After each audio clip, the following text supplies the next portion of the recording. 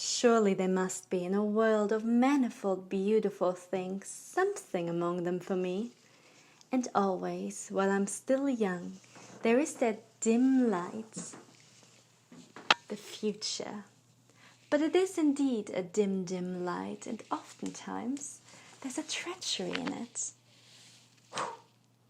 Hello there, dear story manifestor. I'm so glad you're here. I'm Leah Falls, writer and actor, and today we'll be having our first book discussion.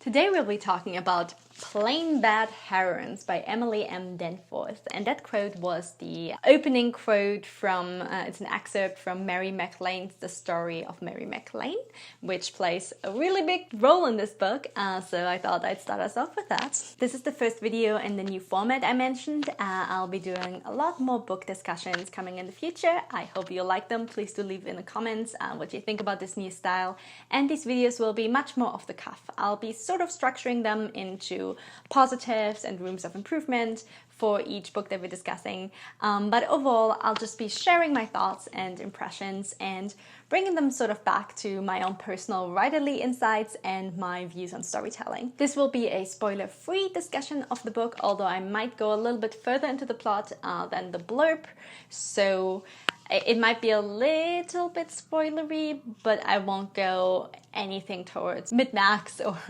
finale twist, none of that. So if you're planning to read this book, you should be safe. First and foremost, let's talk about the plot. And if you've been following this channel for a bit, you know how great I am at summaries, so this will be fun.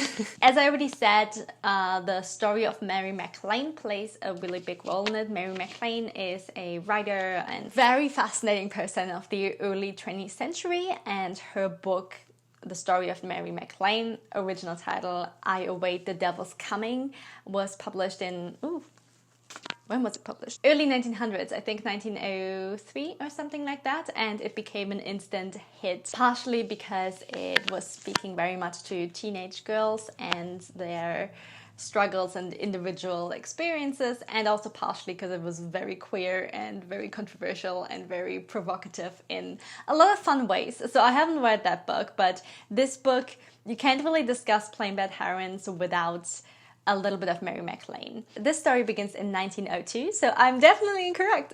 Mary MacLane must have published it 1901, 1902, around that time. It starts at Brookham School for Girls, where two girls, Clara and Flo, have founded the Plain Bad Heroine Society based on the book, and it's sort of their secret club. And also they fell in love and they sneak to this apple orchard. They have to go through like a very creepy forest to get there, and that's their secret hiding spot for their love story to unfold. I should say here, bear with me, this is my first review, I should say here, this is a gothic horror comedy. It's definitely witty, it's definitely got horror elements in it. I'm not sure if I would say this is like classic horror or classic comedy, but it's definitely falling sort of in that genre.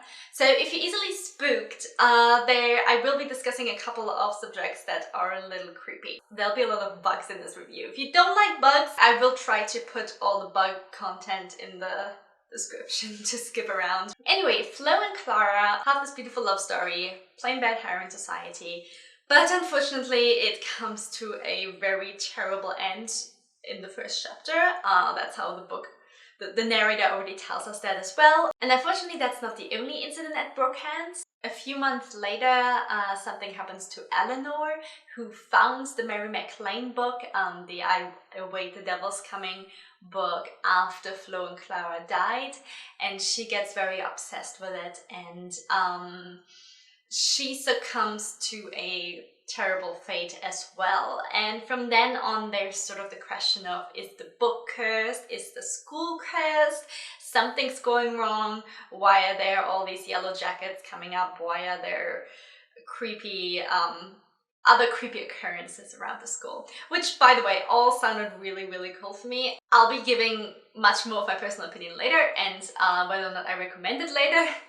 But I do want to mention here that while that all sounds really cool, it's not the majority of the book. In that 1902 timeline, we also hear about the story of the principal, Libby, and her girlfriend, basically wife Alex. Well, Libby is a young widow, so she inherited all the money and the estates that may or may not be haunted, and her girlfriend Alex moved in with her, and it's basically sort of a, you know, romantic friendship of the time where everybody just kind of pretended that lesbians didn't exist, but they were just really close and good for each other. Although I would argue the good for each other part, but we're not there yet. So the story set in 1902 follows mostly Libby and Alex dealing with the aftermath of all those tragedies, and also with the possibility of there being a curse on the school or a curse on the book or creepy things happening. It's mostly cut out by my camera angle, but I tried to put on my most old-fashioned-y dress at that time. The other part of the story plays in modern time LA movie business. I was super excited about that part too. In modern times, so I don't know which year, probably not 2020, but 2019, I guess, let's say, a movie is being made about Flo and Clara, and we're following the two actors who will be playing Flo and Clara in the modern adaptation, and we're following the writer. The writer didn't write the screenplay, but she wrote a book about Flo and Clara and the happenings at Brookhands. That's the title of the book, I think. The happenings at Brookhands, and that gets adapted by Hollywood, and she's very much involved in the process in somewhat dubious ways as well. So the writers Merritt, and then the two actors are Audrey and Harper, and we're following their story in present times. And some strange stuff happens with the film as well. Yes. Look at me, summarizing plots now. What's your book about? Anyway. Okay, now let's talk about the positives first. I want to make these reviews somewhat compassionately analytical, so I'm a very critical reader, I'm somewhat picky, but I want to approach all these books with the utmost respect, and I don't want to discourage you from reading any of them, unless I really think it's a very problematic book, then I will tell you. In general, I won't rant about a book. No, I can't promise that. I won't go too negative, and I want to start with the positives. So a big positive about this one, and I'm gonna be super vain here, is the book design. It is so beautiful. Ooh, naked book, huh? First off, it's a red book, which is already really cool because the Mary MacLane book that is playing a super big role in it is red, and it makes you kind of feel like you're reading the book too. But also it has absolutely beautiful illustrations by Sarah Lautman from, of course, Map and stuff, but also, as you can see here, it is so beautiful, and there's illustrations, several scenes are illustrated throughout. It's a big book, so I guess not as throughout as I had previously. There we go. You can see some of the formatting is around the illustrations, and that's a very lovely picture. So this is kind of the art style, and it's really beautiful, and it is really immersive, like the Yellow Jacket Wasps that you see here as well. Seeing as they're sort of part of the main villain, every time they appear there's a little wasp in the page somewhere as well, and that's just really cool. I'm a big fan of special formatting, and it's very inspiring for me in terms of future books and what I want to publish and what I want to write. I definitely want to keep playing with those elements, and yeah, I very much love this about this one. And it also, because the illustrations were oftentimes somewhat a little washed out, a little vague, it very much added to the gothic feel of it. And also the chapter headings were very funny.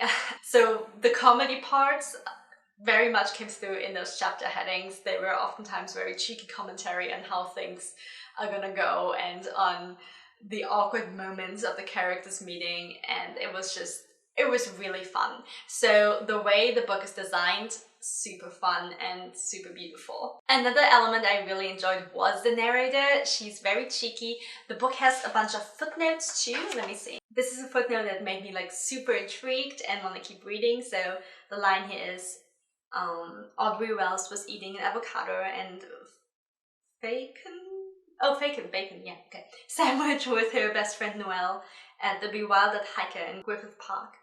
This was something they used to do a lot. And then the footnote says, and something they haven't done again since the day portrayed in this chapter. And it immediately pulls you in, you know. I was immediately like, oh god, what's gonna happen in this chapter? Now, I'm gonna say real quick, that's not always a positive thing, because the footnotes and the cheeky narrator and the illustrations got me so intrigued, but the payoff was not necessarily there, so sometimes it felt extra frustrating. That was fun though. The footnotes were really fun. And the narrator also directly talks to the reader. He's an example of Miss Alexandra Trills. And then the footnote says, I promise it's the last time I'll ask, but please remember this name, dear readers. I saw in some of the Goodreads reviews that people go back and forth on whether they find it annoying or charming. I found it super charming and cheeky, and I really enjoyed the narrator talking to me like that. I'm a bit disappointed because at the beginning, the narrator really introduces herself and she talks about like, well, I may be adding some details to it, but do trust me that I have very, very close insider knowledge. So throughout the whole book, I was like, who is it? Who's the narrator? Who's the narrator? You won't find out that part. So like, none of the characters are the narrator, there's no narrator revealed, but it's still very cheeky and fun. The narrator was also really helpful in combining the tragedy and the wittiness of the story, so actually making a horror comedy, because a lot of really terrible things happen. But the levity is very much needed, especially in the overall context of the story. So the narrator was really good at kind of keeping that kind of levity. In terms of whether the narrator ever got annoying or not, I do have to say at the end I was frustrated with the narrator, because they were sort of very much bragging about the grandness of the tale, and I didn't experience it like that towards the end, so it was more, yeah, I wasn't happy with that, but I think that's more of the dissonance of how the story was supposed to come across and how it came across to me personally. In general, I think the narrator was really fun. I do really enjoy how the dual timelines were handled and how they were somewhat interconnected. I'm not usually a big fan of dual timelines. In fact, that's one of those, I really don't know why, but it's one of those tropes or styles, genres of books that is a really hard sell for me, because I usually enjoy the historical setting more, and then I'm really frustrated when we're going to the contemporary setting. In this book, it worked for me, especially because I found the Hollywood setting and the film production stuff very interesting. As an actor, it's sort of my world, and a lot of the things, especially towards the beginning, felt very relatable to me, so I really enjoyed that. And I think because of the narrator and because of the fact that Harper and Audrey, the actors in the present time, were playing the characters in the past time, it sort of flowed into each other quite nicely, and I did really enjoy that. And another very positive aspect of the book is the gothic atmosphere, especially at the beginning. It got you, it had this like creepy, nice undertone, and then towards the early middle, in the contemporary setting, there were a lot of times where, I don't know, I got very sucked up in the like, okay, Hollywood production, young actors trying to make it, celebrity stardom, and all of that narrative. And then suddenly there was just this stab of something really creepy and bizarre happening, and I really enjoyed those elements of the gothic horror because it completely caught me off guard. They were more towards the beginning because there were unfortunately some elements in the second half of the book that could have made that stronger, but in my opinion made it weaker. But I can't really talk about that without spoilers fully. But in general, the creepiness was pretty good. And the beginning, the actual story about Flo and Clara, and about the third girl, the tragedies that happened with the Wasps and with the school, were so fascinating. I really enjoyed reading them. And I had a very bizarre experience reading this book, because I'd say until about here, I mean, it's a big book, but until about here, I thought this was going to be another favorite book of mine. Like, I was so excited to have found a new favorite book. The beginning is really, really interesting. The rest of the book is very different from it. While the gothic horror elements do continue, and while the curse question and the creepy elements are still there, I feel like it's much more, especially in the contemporary part, it was much more about celebrities and what's real and what's fake, and sort of how you present yourself to the outer world and how you actually are, although I wouldn't give it necessarily that much credit at really exploring that, because we stayed pretty distant to the characters. But I'm still talking about the positives here. The beginning was so intriguing, and that's why I was saying in the plot description, if that really speaks to you, you will also need to be interested in the moral struggles and complications of being a celestial celebrity. No gods involved here, I think. No. That, and it was a lot about imposter syndrome. Oh god, there's a paw coming under my door. The writer married she... Love? Victor keeps putting his paws underneath. Okay. Hi, Vicky. Oh, you want to be in the film? Okay, I let him inside after all. Cat!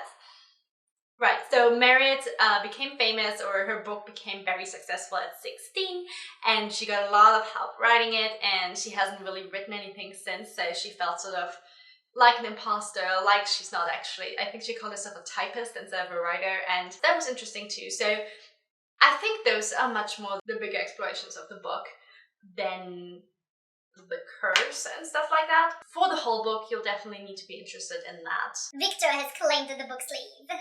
Alright, now let's talk about the room for improvement, because I do have a lot to say about it. I guess this is spoiler alert here for me, for my enjoyment. I really had to push myself to finish it, and because it's over 600 pages, once you get to page 400, you're like too invested page-wise to DNF it. So I really wanted to finish it, and there were so many elements that could have been so good. My biggest problem was that it felt like such a tease. It kept setting up super interesting things, and we had, you know, the filming, there was so much that kind of could have gone wrong and kind of was going wrong during the filming of the movie, and we spent a lot of time to get to know, not really deeply the characters, but just learn a lot about them. And then they're on the movie set, and we see all this curse stuff going on in the flashbacks, and things are gonna go wrong on the movie set, and then we never get those scenes. We just skip a few weeks, and then they're once again having a conversation, and then we skip a few weeks, and they're once again having a conversation, and they're vaguely mentioning how much has gone wrong on the movie set, and that there's been like fires and accidents and dangerous things, and I'm just over here like, I want to read that. And I guess partially at that point towards the end, I was just not interested enough in the characters for them to justify that. I'm a character reader, I've said it before, I really like character-driven stories, but I didn't really feel like we were getting that close to the characters either. Because of that, the constant summaries were so frustrating to me. There was much more going on in the flashbacks and the historical scenes, but I had a different issue with that one. But let's talk about the contemporary ones here. There's a lot of build up to this movie, and there's a secret that one of the characters has. It very much seems as if the ghosts or the hauntedness of the building are going to cause something terrible to happen, and I guess something terrible happens, but it didn't feel all that dramatic. Yeah, that was my biggest problem. And then the issue with the three women that we're following, with Harper, Audrey, and Meredith, the writer, was that I felt like we constantly got told who they are, but we didn't really get to see a lot of their interior life. And that was specifically the case for Harper, who I had such mixed feelings about. Pretty much all of the female characters are queer.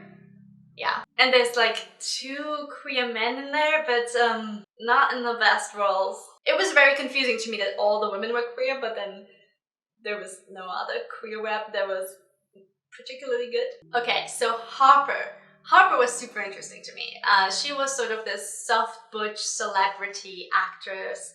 I prefer saying actor because I think it's silly that you say actress and actor, but apparently it's up, so do it anyway. And Harper had this really interesting backstory and discovery story. We do go to different perspectives. I don't think we ever go really close, like in the person's head, sort of, but the narrator does keep a bit of a distance to it, but when we first started following Harper for like the first chapter, I was so intrigued by her. She had this really interesting girlfriend in LA, and her environment was very casual, but she didn't quite feel like that was necessarily her, and she was developing real feelings for her girlfriend, but wasn't quite sure about that. Talking about this now, in the context of the rest of the book, makes me feel like I dreamt that part, but it was there. That was how we first started following her. Outside of the specific Harper scene, she was described as just so glamorous. She was the coolest, the sexiest, and she had very much lesbian F-boy attitude. And during like the first quarter of this book, it worked on me a lot, and it was really funny because she had such a bad boy attitude that I went to my wife and was like, I'm a hypocrite. I keep saying how all these bad boys in books are like sketchy and kind of abusive and kind of shitty, and then like you give me the female version, I'm like, ooh, hello, hi. So I guess the takeaway here is that it kind of works on a lot of people, that archetype, and we should explore that sometime. But anyway, she was super interesting like that. But then a lot of sort of half romance happens. She has a lot of affairs, and the girlfriend's never mentioned again until like later when she's apparently still around. It's so confusing because cheating and jealousy was a big theme in the historical ones, and it was the mere idea that someone could be attracted to another person was super condemned and sort of part of their downfall. And it reminded me very much of toxic monogamy, and I made a video about that in terms of, romanticized jealousy, if you want to watch it. But then in the present day, we have Harper, who just, we didn't get told in any way that, you know, everyone is just fine with her playing around, and it feels like she plays with everyone's feelings, and we got the reason for it at the beginning. Like we got to see her side at the beginning, but then throughout the book we don't anymore, and after a while I'm just like, you're kind of a jerk. That was a bit of a disappointment. Audrey, I thought, was the most interesting. She was the kind of up-and-coming actress. Her mother was also a celebrity, but that went really bad, and since then she's been trying to get out of her shadow. And Audrey's story was fascinating to me. I did still feel like there were a lot of strings that it could have gone but didn't. Merritt, the writer, I started out liking her. I started out being very intrigued by her struggling so much with the imposter syndrome and struggling to start the next book and her big ideals of what she wants to create but not really being able to create it. But then she turned into such a bully. She was so mean. And yes, she's introduced as prickly, and part of the whole tie back to Mary MacLane is that she wants to see heroines that aren't the charming, sweet, nice girls, and that are more relatable, that are more flawed. And I understand that the characters were sort of supposed to do that, but Merritt, it's all fine and good that we got to see some of Merritt's insecurities, but she did active acts of bullying the up-and-coming actress in situations where me as an actress got like the sweats, because I'm just like, this is the absolutely nightmare of an audition situation, and having someone, you know, try to actively tear down your career like that is really hard. So I didn't really understand what her deal was, and she didn't really turn around. In fact, at the end, it continued. So my thing is here, and that might just be my personal impression, but let's go back to the Plain Bad Heroines real quick from Mary MacLane, because Mary MacLane is quoted here several times. I want to read you a little bit of who she's describing, because I think there's a big dissonance to the actual characters and who she's talking to. Though I am young and feminine, very feminine, I'm not that quaint conceit, a girl, the sort of person that Laura E. Richards writes about, and Nora Perry, and Louisa M. Alcott. Girls with bright eyes and with charming faces, they always have charming faces, standing with reluctant feet where the brook and river meet, and all that sort of thing. I miss that. This a little bit later now. Some people say beauty is a curse. It may be true, but I'm sure I should not have felt all-minded being cursed a little. And I know several persons who might well say the same. But anyway, I wish someone would write a book about a plain bad heroine so that I might feel in real sympathy with her. Now, the idea of Mary MacLane is a little bit of the whole not like other girls, but it's also, this is like really, really old. But what it's also expressing is seeing someone who doesn't fit into classical beauty standards, seeing someone who doesn't fit into classical societal norm and societal behavior, and who just isn't specifically interesting and amazing and super talented, but just wants to exist. And that's what I understood with the plain bad heroine. And my problem here is, it's none of those characters. Harper, Merritt, and Audrey, all three of them are beautiful. Merritt is not quite skinny, but like that has nothing to do with beautiful, and she's described as gorgeous looking and she stands out a lot with her hairstyles and her fashion. All three of them started their careers really early on and have fans, and I guess Audrey is sort of like, they describe her as normcore, so she's very much girl next door, but she's still a Hollywood actress. And when we go back into the main two, Libby, the principal, and her sort of wife, Alex, both of them were also described as absolutely astonishingly attractive, and they're both really smart, and they sort of made something out of themselves very early. And there's one girl, the third girl that dies very early on, Eleanor. She was actually a plain bad heroine. She had no special talents. She was plain looking. She didn't really have a lot of friends, and she didn't really know what she wanted to do with her life. And her story was so interesting. I loved her chapters. And I think that is who Mary MacLane was talking about. But none of the characters are like that. And I had a big problem with Merritt because I feel like she's supposed to fit the plain bad heroine thing, but just because she's bullying and just because she's mean to people doesn't make her a plain bad heroine. I don't think that's what's described here. So that was one of the big issues I had with the book and the book's soul, was that the elements didn't really fit together like that. Also, the further on we got, the shadier certain things became with how people behave to each other. So like Harper, and not in a, ooh, it's getting creepy and stuff. No, just in a, wow, this is not super nice. So I'm not saying that characters need to act nicely, but I want to, if characters act really selfishly and are mean to other people and stuff, I really want to see inside of them and see how they're processing that. But just giving me that from the outside, I'm just gonna get frustrated. And Merritt has a little bit of this whole, she feels cursed herself in some ways, but she's rich and supported and beautiful, and I don't think the plain bad heroine conversation was held the best way with those characters. Right, and shady things. So there were there's a couple of shady consent things that in the end sort of turned out okay, because I guess it was fine, but none of the characters could have known, where I got a little, I don't like this as much. There's certain elements where, like, for example, they kind of sort of steal a car at some point, and the narrator tells us, and the characters tell us that it's fine, and it's fine. And I'm over here like, wait a second, but in these circumstances, this doesn't seem that fine.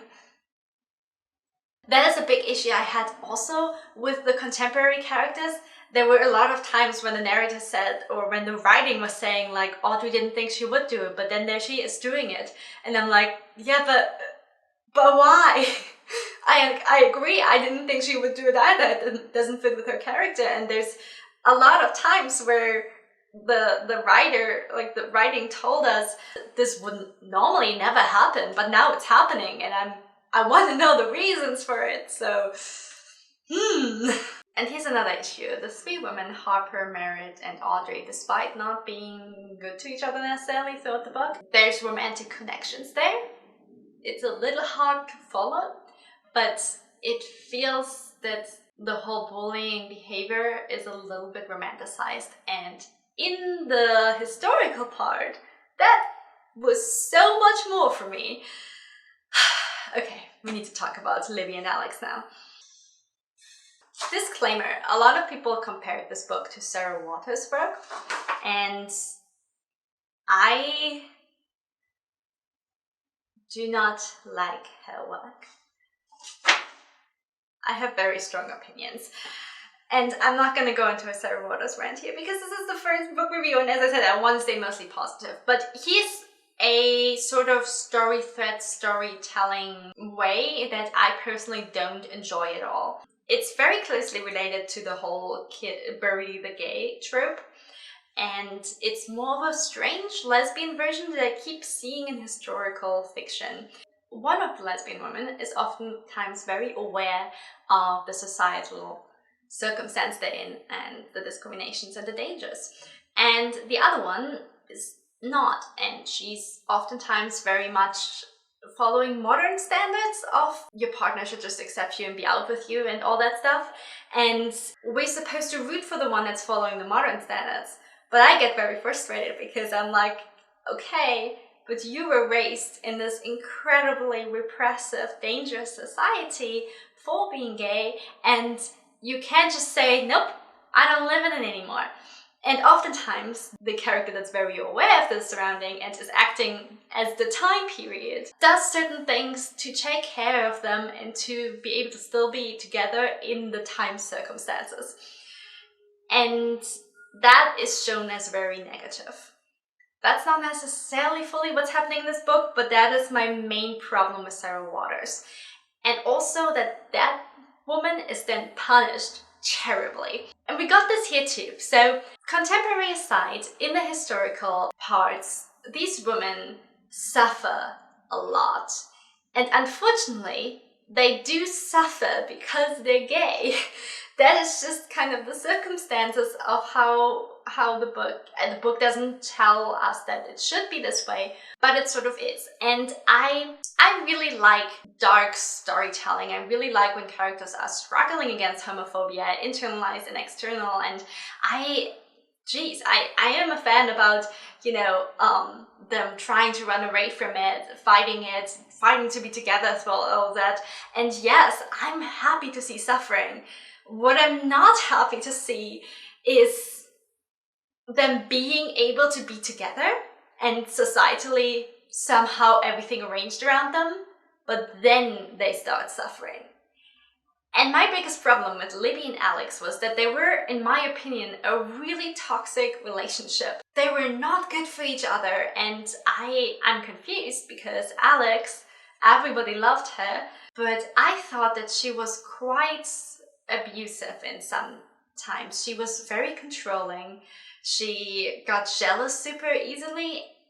And honestly, if Alex's character would have been a man, and we look back at it in this historical context, I think much more alarm bells would have rung. She didn't communicate with Libby. She didn't really care for Libby's needs and emotions, and she just wanted to have her and be with her whether or not Libby really wants that. Because of that, a lot of things go wrong, but Libby is always the one being blamed for it, by all the characters, including the narrator. It's not, the narrator is so in love with Alex. There's so many times where it's brave, wonderful Alex, and trigger warning here, she does get physically abusive at some point. It's just one moment, but it was enough for me, because at that point I was already ooh, you're not acting loving. This is not loving. And maybe it's me, but I don't really want to read about two lesbian characters at the turn of the century, early 20th century, who by chance are able to be together and are fighting a curse, and then the main storyline is about how they're not happy with each other and they're not really communicating and they're keeping secrets from each other and there's just no passion left. It's just, no, I don't want it. There's this weird focus on lesbian misery in a lot of queer women historical fiction, and definitely in this book. And I wish I could say that it was resolved nicely and it wasn't really that was the statement, but without giving too much away here, to me it kind of felt like the statement, like explicitly. And no. And here's a personal pet theory I have. Libby was a very sexual person and she was very much enamored and into Alex when they were in college. But she was very much into Alex's charm and her looks and all that stuff, but not necessarily really having a personal connection with her. And because of that, I guess this is somewhat spoilery, but because of that, she then moved on after college, like in a nice way. It's not really commented on, but it's sort of shown as a mistake in a way. But people, especially two dysfunctional people like that, are allowed to move on and have other relationships. But she seems very much only interested in sexual relationships. So throughout this whole book, she read very aromantic to me. She cared about Alex deeply, but she didn't seem to fully understand romantic attraction. And that would be fine, but she's sort of forced into romantic relationships throughout. And I do have a problem with that. And Alex is very much romantically in love with her, and she doesn't seem to care that much that Libby's not really. And I think that's kind of the source of their misery. So throughout this book, bad things happen to them and creepy things happen to them, and I feel like I'm supposed to root for them together, but I'm not. I'm just like, oh my goodness, you two are so dysfunctional. Alex, deal with your issues. Libby, hey, live that free life you wanted. You don't have to be in a relationship. You don't have to be in a relationship. So it's, that had a sour taste for me. I hope this wasn't a rant. Let's talk about overall enjoyment and whether or not I would recommend it. I'm sort of happy I read it because of the positive elements, and definitely because of the beginning, and because some of the descriptions of the school and stuff were very interesting. Oh yes, I do need to mention that. The descriptions at the beginning, some of the places in the school were so beautiful. There's an orangery, like greenhouse, and it's described for like 3 pages. It's so beautiful. I loved it. So those were really, really good. Overall, the things that the book chose to focus on were not for me. I was very much hoping that we would focus more on the curse and perhaps, well, I guess we did focus on romantic relationships, but I think the book is for anyone who will be able to connect with these kind of characters. If you enjoy seeing a lot about the life of the characters, not necessarily being super intimate with them, but more seeing about their circumstances, and enjoy grey characters like that who are more selfish and self-focused, then I think you can definitely still enjoy it. Don't go into this thinking it's going to be a lot of horror. The horror elements are spooky and they are very good, but they're really not a lot. Overall, I didn't enjoy it because I kept thinking that something big is going to happen and kept getting really excited for events that were very much built up on, and then they didn't seem to happen. And that was frustrating. That being said, the romance being, or at least the relationships being, a really big part of the book, there were very nice elements in it. There was a date that was really beautiful and I loved reading about that. There were a couple of steamy scenes and they were steamy, alright. So yeah, there's some really good elements in that. Would I enjoy it? Would I enjoy it? No. Would I recommend it? If you heard all of this and think it's still interesting to you, definitely go for it. The writing is very beautiful. It's cheeky, it's fun, it's slow. It's definitely slow paced. And if you're someone who likes sort of more big actions and likes a big resolution, I'd say it's probably not for you.